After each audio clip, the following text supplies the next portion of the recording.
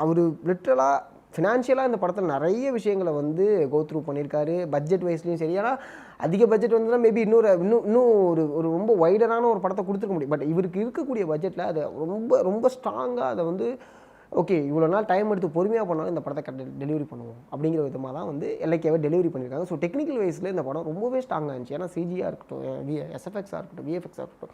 So அந்த விஎஃப்எக்ஸை வந்து handle பண்ண விதம் இருக்குல்ல, அது ரொம்பவே அழகா இருந்துச்சு. ஓகே. நம்ம கதைக்குள்ள வருவோம்.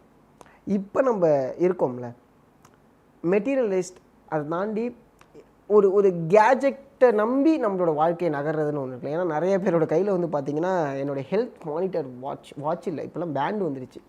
வாட்ச் தான் முன்னாடி இருந்துச்சு. இப்போ ஹெல்த் மானிட்டர் பேண்ட்லாம் வந்துச்சு. ஸோ இது மாதிரி நெறைய மெட்டீரியலை வந்து நம்ம எடுத்துக்கிட்டோம். கேட்ஜெட்டை வந்து ஹோப் பண்ண ஆரம்பித்தோம்.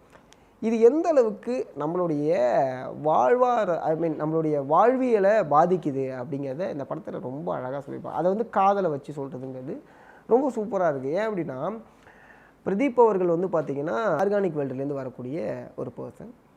இங்கே கீர்த்தி செட்டி வந்து பார்த்தீங்கன்னா அதாவது இந்த கேஜெக்டை நம்பி இருக்கக்கூடிய ஒரு பர்சன். அதாவது ஒரு லைக் ஒரு ஷேர் அப்படிங்கிற மாதிரி இருக்கக்கூடிய ஒரு பர்சன். இவங்க 2 பேருக்கு ஒரு லவ் நடக்குது. அது ஒரு பிரேக்கப் ஆகுது. அதுக்கு லைக் இந்த எல்ஐக்கே வந்து என்னென்ன விஷயங்கள்லாம் பண்ணுது. ஏன்னா லவ்வுக்கு ஒரு இன்சூரன்ஸுங்கும்போது அந்த லவ் அந்த ஆப் பண்ணக்கூடிய விஷயங்கள். ஒரு ஆப்பை நம்பி நம்ம வாழ்க்கையை நகர்த்தலாம். நான் சொன்னேன் அந்த கேஜெட் இந்த வாட்சை வந்து நம்பி அவங்களுடைய ஹெல்த் அண்ட் ஃபிட்னஸை பண்ணக்கூடிய ஒரு விஷயங்கள் இருக்குல்ல. அதுமாரி அந்த கேஜெட்டை நம்பி தன்னுடைய காதலை அதுக்குள்ளே பார்க்கலாம்.